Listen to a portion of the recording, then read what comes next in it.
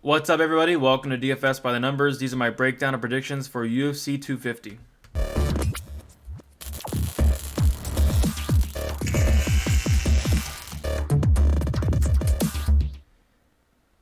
Welcome back to another prediction video. This time we are going to be breaking down UFC 250 at the Apex once again. Coming off a very fun card, lots of great fights on the last card. I think this card is going to be good as well. Not the best main event in the world, but I do like Nunez quite a bit. Lots of fun fights. You got Garbrandt on the card. You got Sean O'Malley, Chase Hooper. Lots of exciting fighters on the card. So really looking forward to it. Before we start the video, if you guys can leave a like, also subscribe if you haven't yet. Really appreciate that. Also, like I did last month, I am going to be doing a DraftKings free roll. If you're into DraftKings or if you don't play and you want to test it out, I am doing a free roll. Nothing crazy, like $25 is a first. Same thing as last month, just to show thanks to you guys for all the support and all that. So if you're interested, drop your DraftKings username and I'll get you in that free roll. But with that said, let's break down this card with the first fight of the night.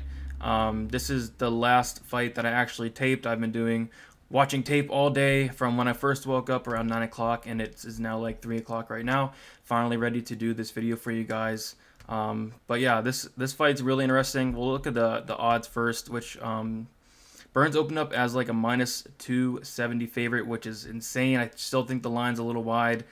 Burns is now -230 and Dunham is +190. But Herbert Burns, he's 32 years old. He's 5'9" with a 74-inch reach. He is 10-2 and 4-1 in his last 5. Evan Dunham, he is 38 years old, 5'10", 70-inch reach. He is 18-8 and he's 2-2 and 1 in his last 5 fights. So I do think Evan Dunham has a chance in this fight. It's just he's coming off of a layoff and he hasn't won a fight since 2016, 2017. His last fight was in 2018. He got finished in 2 fights in a row in his last 2 fights. But before that, he's not bad. He's a pretty good fight. I was watching tape on him. He's not bad at all. Good striking, good BJJ. I do think he probably has better striking than Burns. I think he has great BJJ. Burns has great BJJ as well. I think Burns has the youth, and that's what I think is going to win Burns the fight here. It's just hard to pick Dunham coming off of a 2-year layoff after he pretty much retired, came back. He's coming back 38 years old at the end of his career. I see a lot of people picking Burns by knockout. I don't necessarily see that happening. Burns isn't much of a finish guy on the feet. He is a submission guy, and I don't see Burns submitting Dunham. Maybe Burns hurts Dunham to the body. Dunham is pretty weak to the body, but I just see Burns probably landing, the harder shots. I do think Dunham can give him some problems on the feet. I do think Dunham can even take down Burns. I think this fight's going to be a lot closer than the line indicates.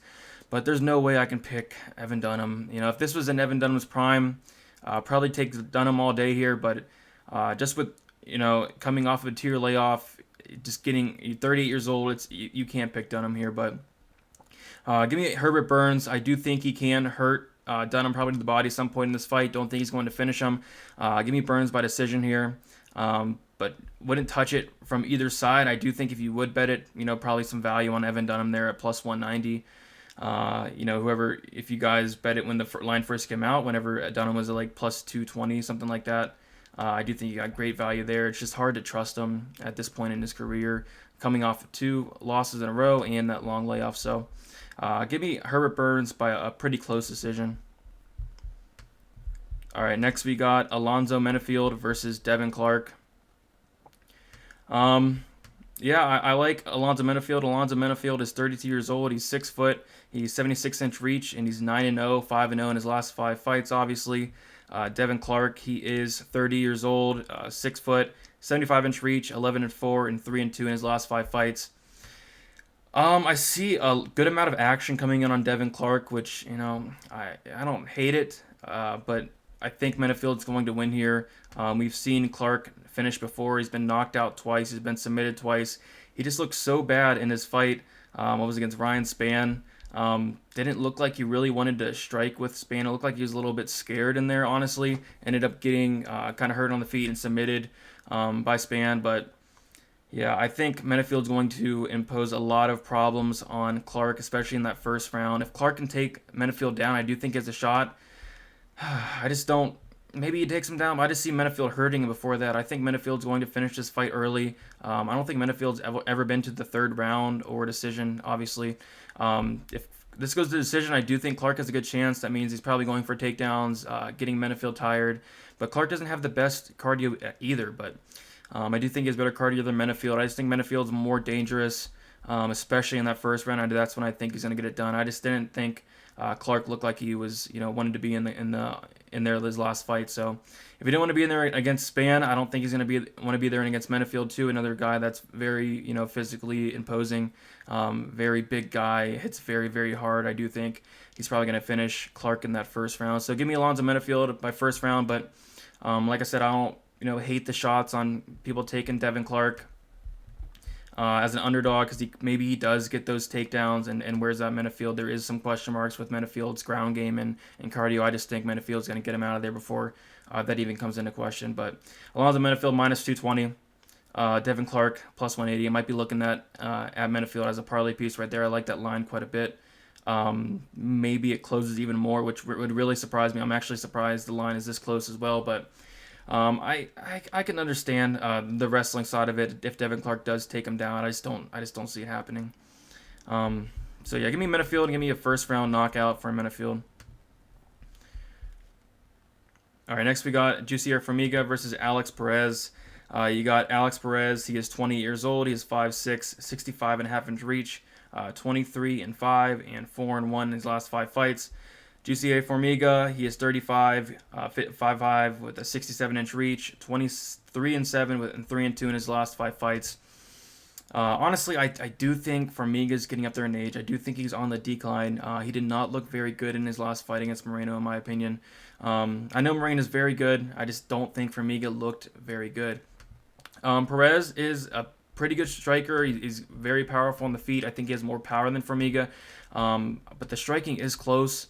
The wrestling, I have to give the advantage to Formiga. I don't think that Perez is going to be able to take Formiga down. I think there is going to be a takedown. It's probably going to be Formiga taking down Perez. Just looking at the takedown defenses here. Takedown defense, both have really good takedown defenses. Perez 86%, Formiga 87%. Perez with the 39% takedown accuracy, Formiga with the 50% takedown accuracy. I don't think Perez is going to want to mess around with Formiga on the ground at all. I think if it goes to the ground, probably got to favor Formiga. But Perez is a very good wrestler. Both these guys are very good wrestlers, but I do think Perez can stop these takedowns of Jussier Formiga here and keep this on the feet. And when it's on the feet, I think it's going to be close, but I'm going to give the edge to Perez here. I think he's the more powerful striker. I think he can land the harder shots. We have seen Formiga knocked out. Not necessarily saying that Perez is going to knock Formiga out, but I do think Perez can land those harder shots. Perez only has an 18% knockout rate, 27% submission rate, 35% finish rate overall. And Formiga has been knocked out 3 times. So maybe he gets caught here by Perez, but I just think Perez is going to win probably a really close decision. If Formiga can get him down, I think it can get a little dicey, but just give me Perez by a very close decision there. All right, this fight is going to be fun. You got Charles Byrd versus Magny Patola. Very low-level fight here. You got Charles Byrd. He's 36 years old. He's 5'10" with a 73-inch reach. He is 10-6 and 3-2 in his last 5 fights. You got Magny Patola. He is 29 years old, 5'10", 73.5-inch reach, 12-5 and 3-2 in his last 5 fights. Like I said, very low level. I do think someone's going to be getting finished in this fight. Whether it's Byrd with a submission or Patola early in that first round where he's most dangerous. But at first, pre-tape, I thought maybe Patola can come out here and knock out Charles Byrd. We've seen Byrd knocked out in his last 2 fights, but that was against pretty good opponents. Shabazian and Stewart, pretty good opponents there. No shame in that, really. And Patola, if you lose to Potter, you don't belong in the UFC. Potter's probably one of the worst UFC fighters on the roster. If So I'm going to go with Byrd here. I think he can definitely take down Patola. Patola does not have a ground game. Patola pretty much is a one-dimensional fighter. Hits very, very hard. That's all he does. And as long as Byrd does not get knocked out, I like Byrd a lot in this fight. Especially in that first round, Patola's going to be very dangerous. Charles Byrd needs to, mind his P's and Q's and don't get hit with a flush knockout shot. Try to take him down, honestly, right away. I would not mess with this guy on the feet, especially in that first round where he's most dangerous. So take him down. I think if Byrd takes him down, I think he can get him down pretty easy if he tries for the takedowns. And once it's on the ground, I think it will be over shortly after. I do not like what I see from Patola on the ground. I think Byrd has a very, very good submission game. Byrd is getting up there in age, though he is 36 years old, which is a little bit concerning, and it also is concerning that he's been finished his last 2 fights. But I am going to stick with Byrd. I think he's the better fighter overall. Like I said, it's low level, but I do think Byrd is the better fighter here. So give me Charles Byrd. Give me a first-round submission. Just think he's going to come out here with a great game plan and take him down right away and submit him. All right, we got another good fight here. We have Cody Stamann versus Brian Kelleher. Going to get a little bit into the numbers here. You got Cody Stamann. He's 30 years old. He is 5'6", 64.5-inch reach. He is 18-2-1, and he is 4-0-1 in his last 5 fights. He lands 4.25 significant strikes per minute with a 49% striking accuracy. He absorbs 3.06 significant strikes per minute with a 64% striking defense. He lands 3.58 takedowns per 15 minutes with a 48% accuracy. Very, very good wrestler. And he has an 86% takedown defense. Averages 0 submissions per 15 minutes. He has 21 fights, won by knockout 33% of the time. He's won by submission 11% of the time. And he has a finish rate of 44%. He's lost by decision once, and he has lost by submission once. As for Brian Kelleher, he is 33 years old. He is 5'6". He has a 64-inch reach. He is 21-10. He is 3-2 in his last 5 fights. He lands 5.01 significant strikes per minute with a 45% accuracy. He absorbs 5.98 significant strikes per minute with a 54% striking defense. He lands 1.25 takedowns per 15 minutes with a 26% takedown accuracy. He has 84% takedown defense. And he averages 0.62 submissions per 15 minutes. 31 fights, 37% knockout rate, 42% submission rate with a 79% finish rate. He lost by decision 4 times. He's lost by knockout once, and he's lost by submission 5 times. This fight, just checking the odds here, Cody Stamann is a heavy favorite here at -265. The line is actually coming in a bit, and Brian Kelleher is +225. I do like Stamann to win this fight. I do think he can go for takedowns here. I think on the feet, I think Kelleher is the more dangerous fighter. I do think if there's a finish, it is going to be Kelleher, but I just think Stamann can, take him down and control him for long periods of time. I think Kelleher would be content being off his back in some way. Kelleher is very dangerous off his back. When guys shoot on Kelleher, he can definitely wrap up submissions, but I think it's going to be very hard for Kelleher to submit somebody like Stamann, somebody as good at, great wrestling like Stamann. I think it's going to be very hard to submit him. And I just think Cody can, just wear on him throughout the fight. It's the third round, when Cody Stamann, he doesn't have the best cardio. We've seen it in the third round before. He doesn't have the best cardio, and Kelleher has very good cardio, so that third round could get a little iffy, and maybe Kelleher gets a comeback win in the third round. But I think Cody Stamann's going to probably dominate this fight, from start to finish. With takedowns on the feet, I think Stamann can definitely, absorb the shots from Kelleher. Stamann has a very, very, very good chin. As does Kelleher. I don't think anyone's going to get knocked out in this fight. I do think if there's going to be a finish, it might be a Kelleher sub if Stamann, makes a mistake on the ground. But Stamann's very good, and I think Kelleher has taken a big step up in competition from his last fight, Hunter Azure. When he knocked out Azure, that definitely surprised a lot of people. Kelleher does have power, but I think Cody Stamann's, far and beyond better than Hunter Azure here, and I do like Stamann to win this fight. Might be looking at him as another parlay piece here at, -260. -265. Might be looking at that as like another parlay piece. I do think he wins this fight. Kelleher is very dangerous, though. If I do have a bet on Stamann, I might be sweating it the whole time because you can never know when Kelleher can get a finish like we saw in his last fight. So. Picking Stamann, win by probably a 30-27 decision. Pretty comfortable decision here as long as he minds his P's and Q's and does not get finished. So Stamann by decision. All right, next we got a very tough fight to call, in my opinion. Kind of been back and forth on this fight. I'm not the biggest Heinisch fan, and I do think Meerschaert is very underrated. But let's go over Heinisch right now. He's 31 years old. He's 5'11", 72-inch reach. He is 13-3, and he's 3-2 in his last 5 fights. Gerald Meerschaert, he is 32 years old. He is 6'1", 77.5-inch reach, 31-12, 2-3 in his last 5 fights. Meerschaert lands 2.22 significant strikes per minute with a 46% striking accuracy. He has absorbed 3 strikes per minute with a 46% striking defense. I will say Meerschaert has improved his striking defense quite a bit and his striking overall quite a bit. We've seen his last fight. He's been striking with Anders, Devon Wynn. He's looked really good in his striking.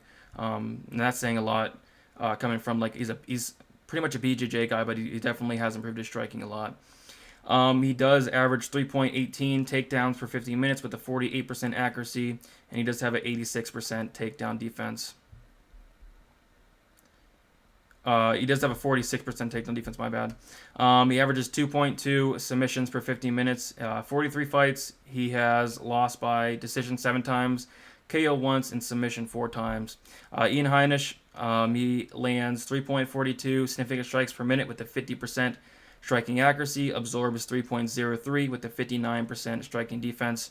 He averages 1.25 takedowns per 15 minutes with a 19% takedown accuracy, 62% takedown defense, and he averages 0.5 submissions per 15 minutes. 16 fights, won by knockout 31%, submission 15% with a 46% finish rate. He has lost by decision 2 times. He's lost by KO 0 times, and he's lost by submission 1 time. All right, so this fight's pretty tough to call. I think Meerschaert is very underrated. I think he is always underrated in the betting line.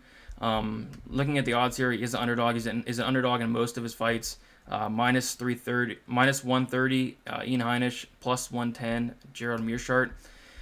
I just think this fight really, favors Heinisch from a style perspective. I think he can take down Meerschaert. I think he can definitely hang with him on the ground. Meerschaert does have that very good BJJ. I don't think he's going to submit Heinisch because Heinisch is very good, has very good BJJ as well.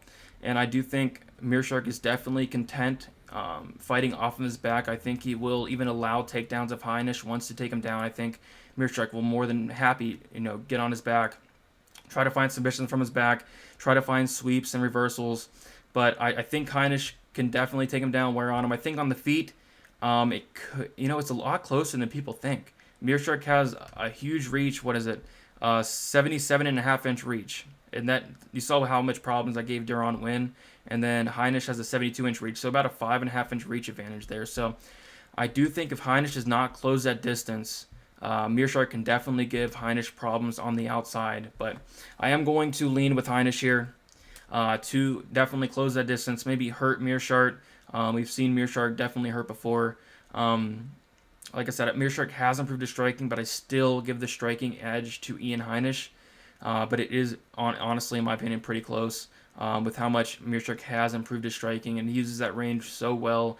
It's very hard. Has a very good body kick as well. He's shown that in his past couple fights too.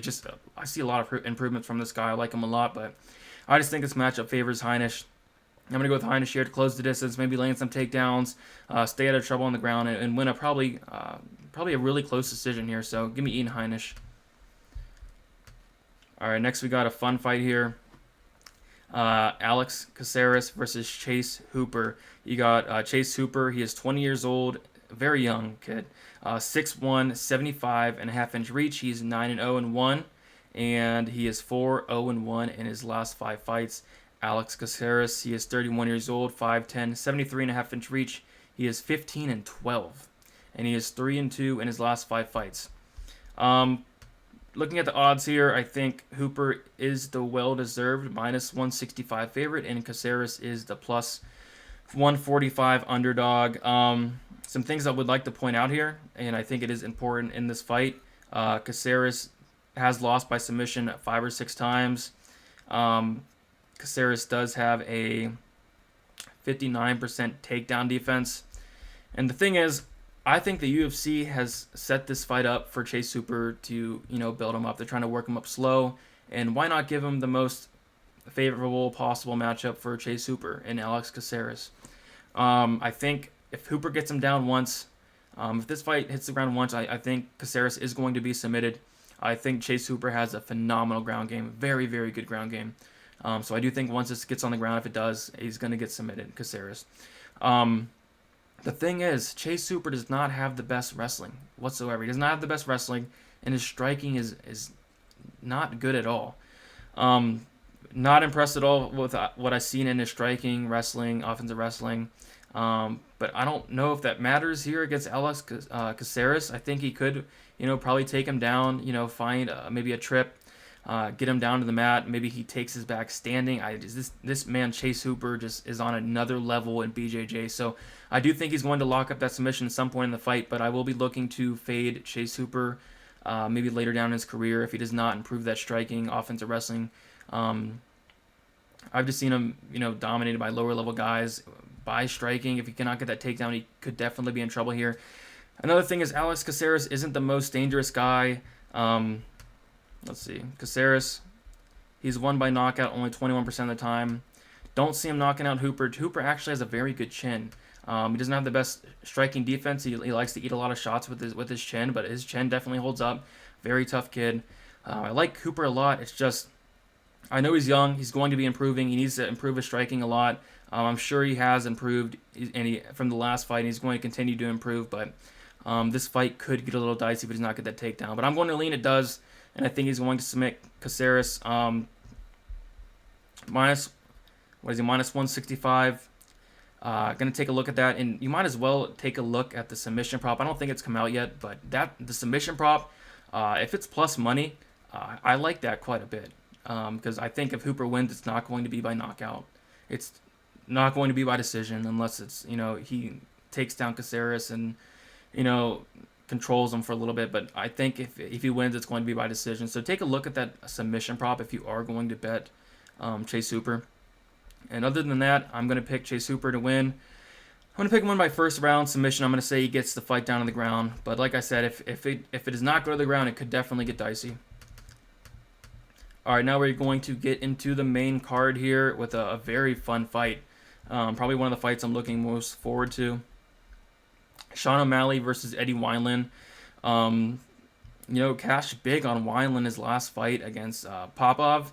Weinland looked pretty good. He looked a little, like a little oldish, but he still looked very good in that fight. Like I said, cashed out big on him. I think he was like a slight underdog in that fight, or a slight favorite, but he looked very good. O'Malley, we know about him. He's 25 years old, 5'11", 72-inch reach, 11-0 and 5-0 in his last 5 fights, undefeated. Eddie Weinland, he's 35 years old, getting up there in age, 5'7", 69-inch reach, 24-13, and he has 3-2 in his last 5 fights. Again, I think this fight is set up to build Sean O'Malley. I think Weinland is a pretty tough dude, but he has been finished, 2-3 times here. Weinland has been finished, 2 times. But I don't think he's been finished since like 2014 or 2016, so his chin has been holding up. I just don't like what I'm seeing from Weinland's striking defense. I was watching tape on him. I do not like his striking defense at all. Holds his hands very low. I think he's very, very hittable. And against the guy in Sean O'Malley, I do not like that at all.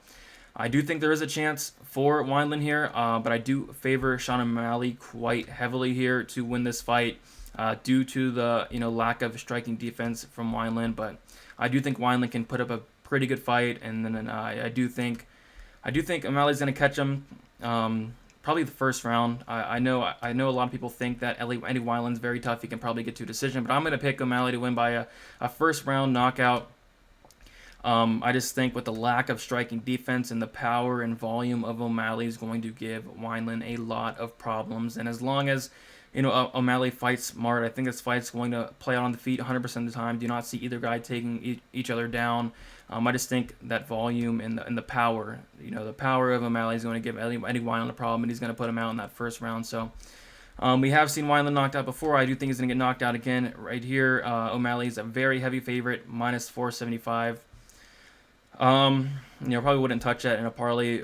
Line is just way too wide. I do think the line is pretty wide, although I do think O'Malley is going to win this fight pretty comfortably. But maybe look at the OMalley, KO prop. So that's something to look at there. But yeah, I like O'Malley to win this fight. Weinland, I just don't like what I see out of Weinland. Very dangerous guy. He's won 6 out of his 7 UFC fights by a finish. So I do think, if he wins, it's going to be by a finish. But I just don't see it happening. So give me Sean O'Malley. Give me first round knockout. All right, this fight is very interesting here. Neil Magny versus Anthony Rocco Martin. This is honestly the closest fight on the card, or tied for the closest fight in the card with Sterling and San Hagen. And the line isn't necessarily a pick'em. I know it's coming towards a pick'em, but Neil Magny is a -140 favorite, and Anthony Rocco Martin is a +120 underdog. So it doesn't really resemble a pick'em, but in my head, this is definitely a pick'em fight. You got Neil Magny. He is 32 years old. He is 6'3" with the 80-inch reach. That's about a 6.5-inch reach advantage. He is 22-7 and 3-2 in his last 5 fights. He lands 2.86 significant strikes per minute with a 46% accuracy. He absorbs 2.22 significant strikes per minute with a 56% striking defense. He lands 2.62 takedowns per 50 minutes with a 46% takedown accuracy. He has a 60% takedown defense, and he averages 0.32 submissions per 15 minutes. He's had 29 fights. He's won by knockout 33% of the time. He's won by submission 14% of the time, and does have a 47% finish rate. He's lost by decision twice, knockout twice, and submission 3 times. Anthony Rocco Martin, he is 30 years old, 6 foot. He has 73.5-inch reach, 17-5, 4-1 in his last 5 fights. He averages 2.82 significant strikes per minute, 38% striking defense, absorbs 2.72 significant strikes per minute with a 59% striking defense, averages 0.82 takedowns per 15 minutes with a 25% takedown accuracy, 50% takedown defense, averages 1.13 submissions per 15 minutes. In 22 fights, he does have a 6% knockout rate, 56% submission rate, and a 62% finish rate overall. He's lost by decision 3 times, never been knocked out, and has lost by submission twice. All right, so like I said, this fight is very, very, very close. Just looking at the numbers, Magny has the reach. He has the little more volume, but I do think those leg kicks of Anthony Rocco Martin are going to cause a huge problem for Neil Magny. We've seen what Chris Gutierrez did to Vince Morales last fight in that smaller cage with those leg kicks. I don't think it's going to be something like that, but I do think those leg kicks are going to play a huge factor in this fight. Martin has some very good leg kicks. I don't think Magny's going to shoot for takedowns on Martin. If he does, I think he could be in a world of trouble. Martin has very, very good BJJ, and we've seen Magny submitted before. So if I was Martin, I would definitely be fine with Magny shooting on him. I do think he can stuff the takedowns, or even find a submission, or definitely get up off of his back if he does get taken down. But I just don't know if that's the best idea for Magny to take Martin down here. At first, I liked Magny, but just looking at the matchup and everything. But after looking into the tape, I think Martin can cause a lot of problems for Magny in this fight. Mostly with those leg kicks. I think he's going to land the more convincing shots. Magny might land a little bit more than Martin, but Martin's always down to brawl, and I do think Martin's going to land the more convincing shots. But yeah, this fight is tough. I'm going to go with Anthony Rocco Martin here. I think this fight should be a pick'em, and for the line to not be a pick'em, and for him to be the underdog, it really surprises me. I think it should be definitely closer to a pick'em. I can understand why kind of Magny looked very, very good in his last fight against a very good opponent in the Leech. But the Leech did not look like himself at all. The Leech looked very, very bad. He made Magny look like really, really good. And I do think Leech had kind of an off night. I mean, not taking away from the performance by Magny. Magny looked amazing, but I do think the Leech had an off night. And Anthony Rocco Martin, he's not going to come in here with an off night. He's going to be ready to fight. He's always ready to fight. I think this is the last fight on his contract as well. So I do think he's going to have something to fight for, and I think he's very hungry. So I do like Martin here to win by decision. Very close. Honestly, this can go either way, and since it's Martin is the underdog, I do think there's value on him. I might take a shot on Martin here because I do think this fight should be a pick, and I do think there's value on that line. So give me Martin by a really close decision here. All right, this fight, like I said, the last fight was close. This fight is close as well. Aljamain Sterling versus Corey Sandhagen. You got Sterling here. He is 30 years old. He is 5'7" with a 71-inch reach. He is 18-3, and he is 4-1 in his last 5 fights. Corey Sandhagen, he's 20 years old. He is 5'11". He has a 78-inch reach, 12-1, and 5-0 in his last 5 fights. Another fight I've been going back and forth on. I mean, first I was on Sandhagen, and then I was on Sterling, and then Sandhagen's a plus 100 underdog.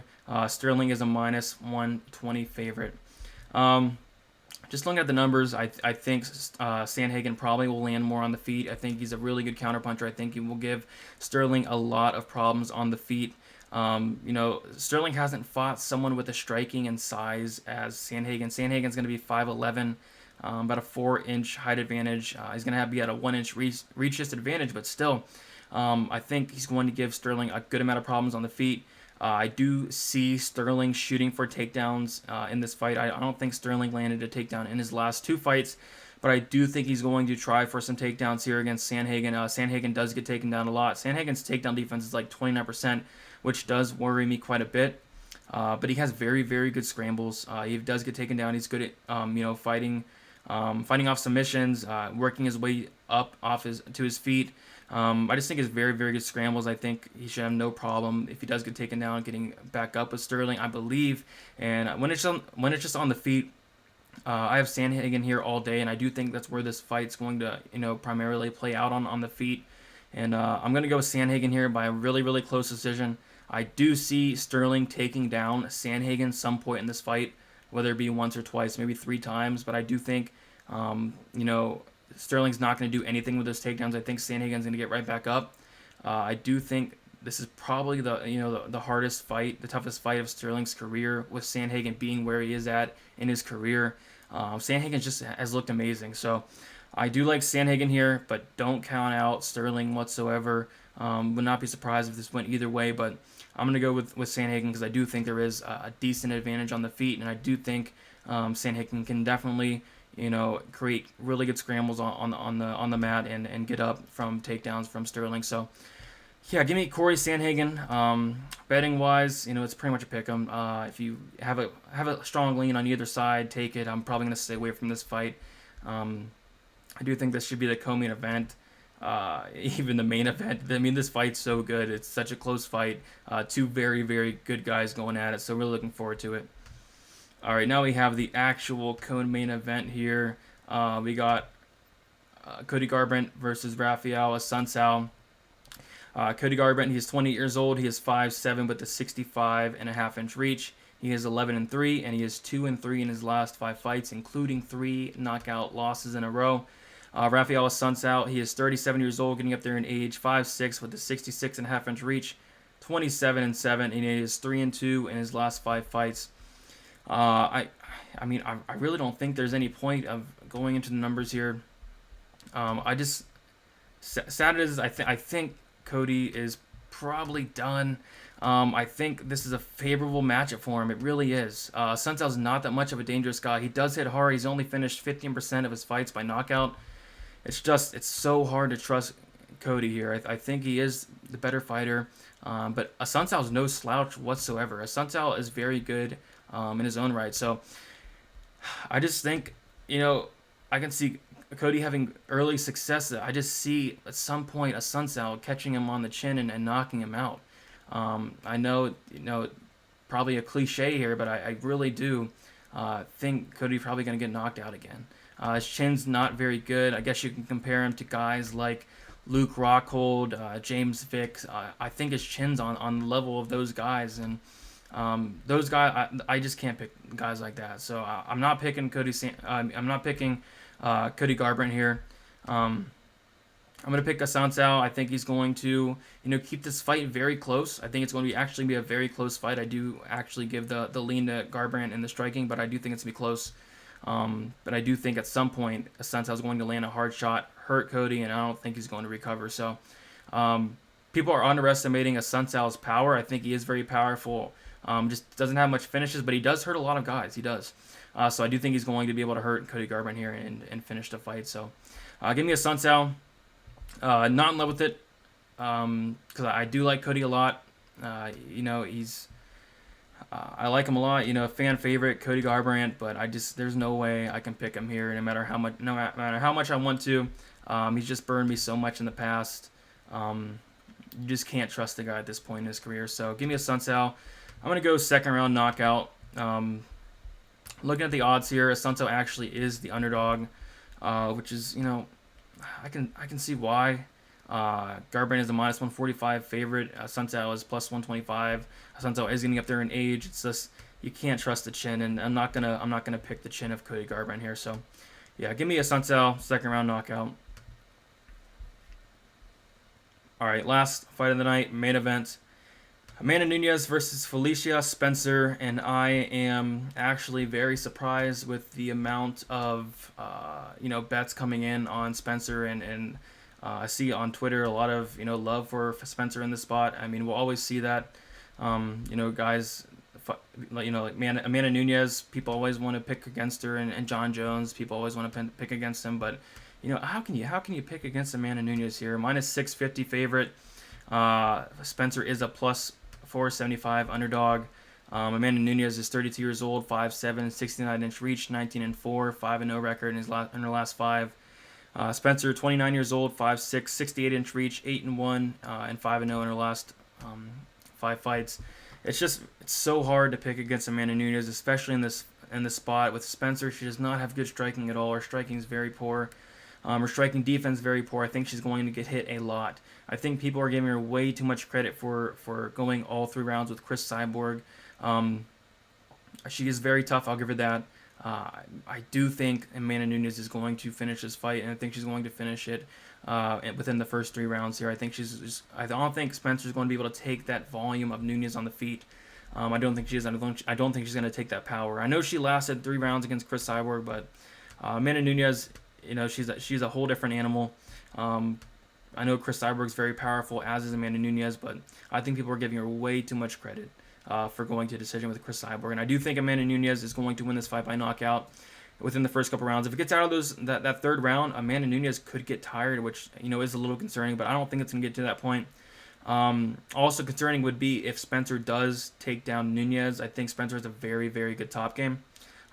She's a BJJ black belt, obviously, so is Amanda Nunez. So I don't think she's going to submit Nunez or anything, but I would be concerned if Spencer did end up on top, or even got Amanda Nunez's back. I think I'd be concerned at that point, especially if it's later in the fight. So maybe Spencer does last, you know, get us into the 4th or 5th round and does, you know, survive those rounds and ends up taking over late in the fight. But I just think Amanda Nunez is going to come in here and get it done early. I remember people picking, you know, Holly Holm against Amanda Nunez. I remember picking a lot of people picking Cris Cyborg against Amanda Nunez. It's just so hard to pick against the GOAT, you know, especially in this matchup. I just think it's impossible to pick.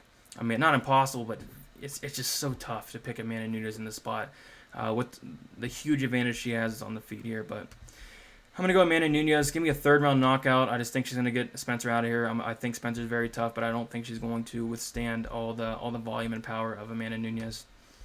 All right, guys, those are my picks for UFC 250. Comment what you guys think. Make sure you like this video if you enjoyed it.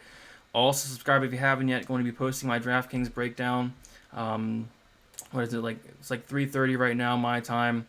Going to be getting this out sometime tomorrow morning. As soon as I get up, going to be putting it together and getting that out for you guys. So make sure you guys give this video a like. I really appreciate that. Comment who you guys got, what you guys agree with, what you guys don't agree with. And yeah, make sure you guys keep supporting the channel. We're getting up there in subscribers. Would love to get to 3,000 by the end of the year. That'd be awesome. Definitely my goal, so hopefully we hit that. And yeah, hopefully another great card. I think this card is very good on paper. Hopefully it does, you know, look as good as it is on paper. I think the main event is a little iffy, but other than that, all the fights are awesome. So we're looking forward to it. And if you guys have any bets, good luck on them, and see ya.